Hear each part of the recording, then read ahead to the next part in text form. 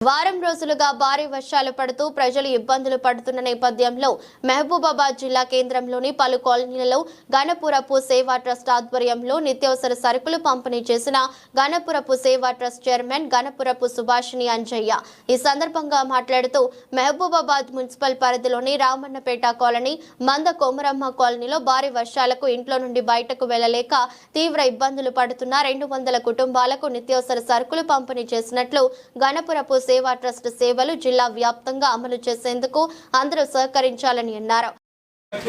అందరి పేర్లు